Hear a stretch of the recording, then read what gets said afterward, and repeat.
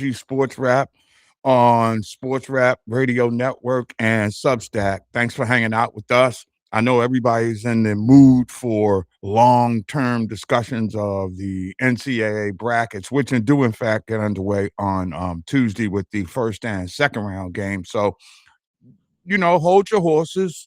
We're going to get to all that kind of stuff in just a little bit, but got to give credit where credit is due today. I mean, this time yesterday, I was expecting to be talking to you this time today about how Team USA was eliminated from the World Baseball Classic. Well, that wasn't the case. And let's give it up to the red, white, and blue for after that disappointing fiasco against the Italians early last week.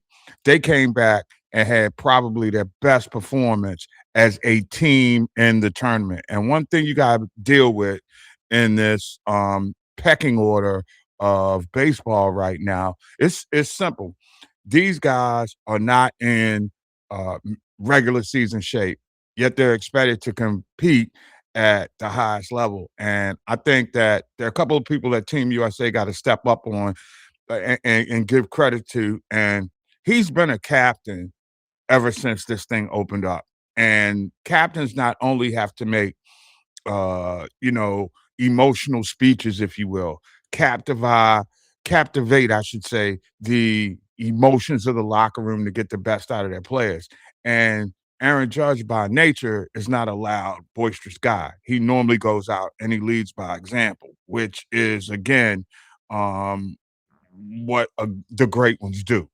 And so when they needed a big play, and everybody always gets caught up in home runs, and home runs are fun. I mean, we all still of a certain age remember chicks dig the long ball. Well, what Aaron Judge did last night may not have, uh, you know, moved the needles as far as his perception with the ladies, shall we call it. But that throw from right field to third base was arguably next to probably Adam Jones's catch. Wow. And I can't even remember what year that was in the American League Championships. In the World Baseball Classic for Team USA. Adam Jones went over. He made one of the great catches in American international baseball history. Team USA goes on and they win. Well, I think that what we saw last night with Aaron Judge, the throw from right field. For the home runs, all right, that's all well and better. I mean, you can talk all you want because people do remember the big fly, but let's be real for a second. Aaron Judge stepped up in a moment and made a play that will go down if Team USA wins this title as the play of the entire classic. I'm ready to go on that soapbox right now and put my entire career credibility on that. If Team USA wins this, and they've still got one more game to sort of get that nasty taste of the loss earlier to Italy. But I got to be honest with you, man. When he, made that tremendous throw to get Fernando Tatis at third base, to me, that was the difference of the game. In that moment, all right, and you can tell baseball's swings and momentum are not as dramatic as they are in football, and nothing like baseball. A pitcher can take the momentum of a team away from them. You can hit a grand slam, bring a guy in, and he strikes out the next three batters, and then it's back to the drawing board once again. All right. But the tone was set, and it took for the semifinals for it to get real serious. And it took that semifinal game for Team USA to, find another switch, if you will. And they did. And make no mistake about it. Now, according to AP, Aaron Judge's strike from right field to third base was thrown at about 95 and a half miles an hour. I mean, we think of Aaron Rodgers as this mammoth home run hitter. We don't give him credit for a career batting average that's above 300. We always remember his gargantuan blast. We don't remember his defense, which is solid. That was a all-time play. And even with Julio Rodriguez denying your boy Judge of his home run. I thought he had, what perfect way to seal your deal as team captain and Mr. America, if you will, than to throw a guy out at third and then hit a home run. And 407 feet later, Judge just missed. You got to give Julio Rodriguez credit for what would have been regarded had the Dominican won, uh, maybe the greatest catch in Dominican Europe, international baseball history, and we were there to watch. So again, the World Baseball Classic is not the best representation, however, of the best baseball that is indeed being played in the game right now. And I still think that some way or another, this should be more of a mid off season type event. I really do. I'm not quite sure, even with the uh, you know number of all stars and Hall of Fame caliber players that we're seeing playing in this tournament, I'm not sure you're still getting the best of the game because nobody's really in game shape, right? And then you've had the distractions, and rumors abound. Haven't been able to confirm it with anybody who's up close, but if there is one thing that I find a little bit unseemly is the fact that there seems to be this need for Team USA to display a certain amount of nationalism because of the climate of the times. I think their job is best served. Just go out there and win, baby. That's it. Just go win. But everybody's, beating that chest and again, you want to rep for your country, you want to rep and win what amounts to be the gold medal or the world championship, that is fine. However, let's not turn this into us against the world.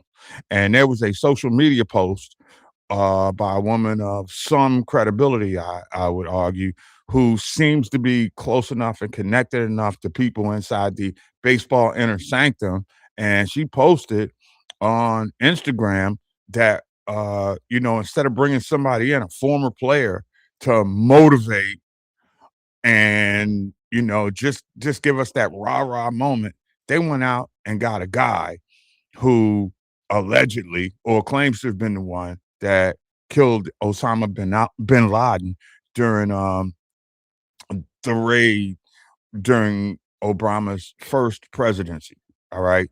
Now, why do we need to bring like this military SEAL in to speak to our boys who are playing in a preseason baseball tournament? This ain't the Olympics. Okay. It's not. It's not the World Series or anything like that. This need for we got to be Billy Badass, beat our chests out, and show the world that we'll kick your ass no matter what. That's never been our way. We just normally go out there and do it. So I think some of the rah rah, the sis boom bah, the fact that look, players like to try to insulate themselves into their own bunker, if you will. Season comes along, got my routine, got to do this, that, and the other every day, especially when we at the crib. I'll modify it when we get on the road, but the routine stays the routine, stays the routine. Can't get into a routine like this.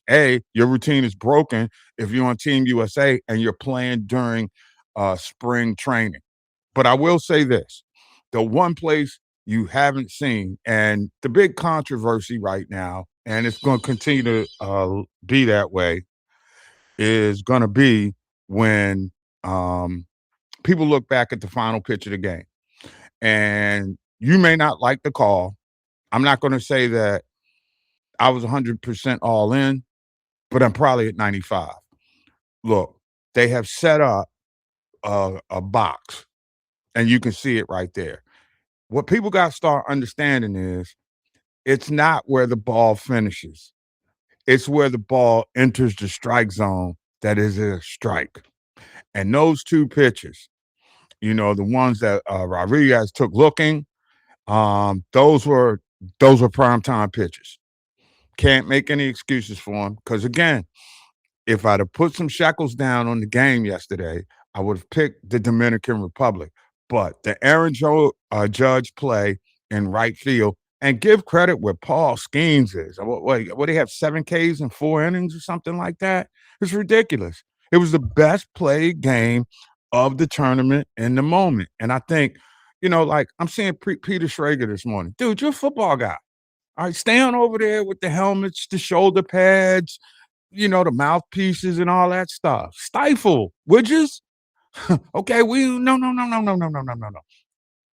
You can have questions about the strike zone, but the pitch at the end of the night was in the strike zone that had been set up all game. If the strike zone had been inconsistent, I would have been the first one to tell you that the umpire was all over the place. He was not. And in a pressure moment, in a game with so many, there was so much on the line here. And you're behind the plate. All the players need is consistency. It's an adjustment that you have to make. If I'm on the Dominican side, I guess I can understand why you're a little heated. But how class personified Alfred Pujols, who had to feel like he had a knife stuck in his heart when they called a great pitch a strike. It was a great pitch. There was nothing Rodriguez could do with that pitch. Nothing at all. In baseball terms, we would say it rolled off the table and it dropped. Had he swung, he would have been fortunate to foul it off. When you at the plate and somebody throws you something so far off the table that you weren't looking for, you can't swing the bat. And that was just great pitching. That was the perfect synergy between pitcher and catcher, with the pitcher executing the play call, which is the sign for the pitch that he wanted. So I don't want to hear any of that. I don't want to hear that, because that same pitch was being called against Aaron Judge and the Thunder. I think Schwarber had a couple of those calls that were like really head scratching at his and bats. So no, not this time. And again, I've been harshly critical of umpires in the past. Umpires aren't perfect. They do make mistakes. But in this tournament, I could see that, and certainly in a game involving Team USA and the DR, there was none of that. Now, I don't think I've ever been in a game or at a game where the umpire has been flawless. Okay, but I'm tired of hearing about that beat. And the stuff that's really bad about it is you got reporters. I don't agree with Jeff Passan either. Most of the time I do, but I think Passan's take on this thing was that it was bad umpiring. It's bad umpiring when you're inconsistent with your strike zone. These strike zones were consistent. So that's where I am in this moment at this time. So there it is. Team USA is going to play for the World Baseball Championship, period, point blank in the sentence. And they earn that right, and it is what it is. So strap up for one more game. I can't wait for it. And when all is said and done, we'll see if USA got one more W in them. Next game up, then they can pick up the plate and pop the champagne. America's national pastime will be dominated by Team USA once again. At least that's what we hope. It is OG Sports Wrap on the network. Thank you so much for hanging out with me, Professor G. Mark Gray. Find us, download the mobile app, Sports Wrap Radio Network. And as always, you can find me at OG Sports Wrap on Substack.